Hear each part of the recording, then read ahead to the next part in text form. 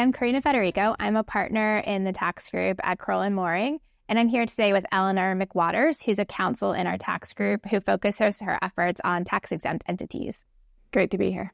Eleanor, the Inflation Reduction Act really changed the landscape for tax-exempt entities. Can you tell us a little bit more about what changes affected the tax-exempts and why it's so important?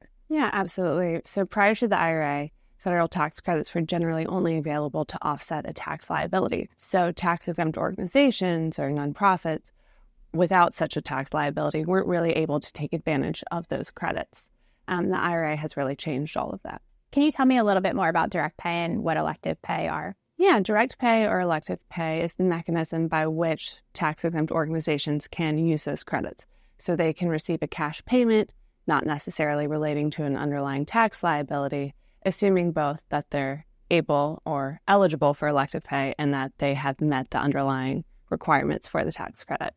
Okay, so speaking of the requirements, can you walk us through what the requirements are? To be eligible for elective pay or direct pay, the organization must be an applicable entity. Those include your typical tax-exempt organizations, your public charities, your private foundations, your universities, your hospitals, all of those organizations, social welfare organizations, trade associations, and the like. And if an organization is unsure if they qualify, the IRS has a nice FAQ regarding eligibility, which I highly recommend. Is there anything else we should know about eligibility for elective pay? For completeness, other taxpayers may be eligible to use the elective pay program, but they're only able to do it for 3 credits, which is the carbon oxide sequestration, production of clean hydrogen, and advanced manufacturing. These are done as electing taxpayers as compared to applicable entities, and additional rules apply to those organizations. So you've told us who qualifies and who's eligible. Can you walk us through the steps on how you actually can claim the credits and what you need to do to get elective or direct pay? Yeah, absolutely. So the IRS has provided some nice procedures for taxpayers to follow. The first is identifying your credit and identifying the project you'd like to undertake. So sounds small. It's not. The second step is to place the project into service. So actually do the activity that warrants the credit. And then the third is to undertake some tax housekeeping. This includes knowing your tax year. For instance, if you're a calendar taxpayer, this is important because some credits are dependent on the tax year. In that process, in that tax housekeeping, if you will, there's pre-registration with the IRS, and the IRS opened a portal at the end of last year to help organizations with this pre-registration process. Is the election itself a complicated step? Not really. There are some traps for the unwary. However, for instance, the election is to be made with your Form 990, but it's not to be made on an amended return. So it needs to be made on your original return. It can be made on a superseding return before the due date, but it cannot be made after the due date. What happens if there's an organization that wants to take advantage of elective pay, but they don't normally, or they're not required to file a tax return? What can they do? Or can they still take advantage of these elective pay provisions? They can. So the proposed regulations provided that those taxpayers may file by May 15th using a Form 990T. So this can include, for instance, a church that otherwise would not file a Form 990. Are there other issues that tax exempts should be aware of? Yeah, there are 2 issues that I would highlight for organizations thinking about claiming these credits. The first is to prepare for a long lag time.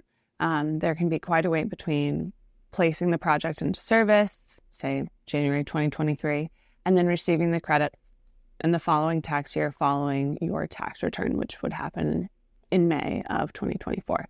So long wait time. The second issue to be aware of is something known as the excessive benefit provisions. And these provisions are intended to ensure that tax-exempt organizations aren't overly benefiting from a credit when they've received a donation for that project. So if a donor or a grant-making organization earmarked a donation or a grant for a specific project, the organization can't otherwise go and claim a credit. Kind of, you can't double dip, if you will. Can you give us an example just to demonstrate what that might look like? Yeah, absolutely. So say an organization receives a $100,000 grant for a project and uses that grant plus $40,000 of their operating cash to build a project, such as, say, solar energy generation system. That nonprofit can only claim $40,000 of the credit under direct pay. Though please note, for something to be considered for a project, it has to be earmarked specifically for that project, such as for construction or for reconstruction, erecting, or otherwise acquiring such a project. That's definitely something that tax exempts seem like they need to consider.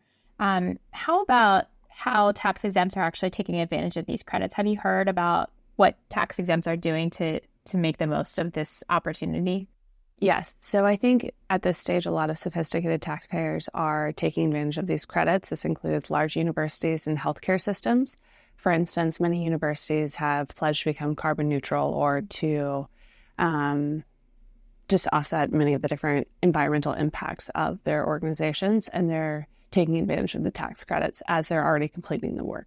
Same goes for large healthcare organizations that have signed up for pledges and different initiatives as well. Great. That sounds like a lot of moving parts here, but a lot of interesting developments.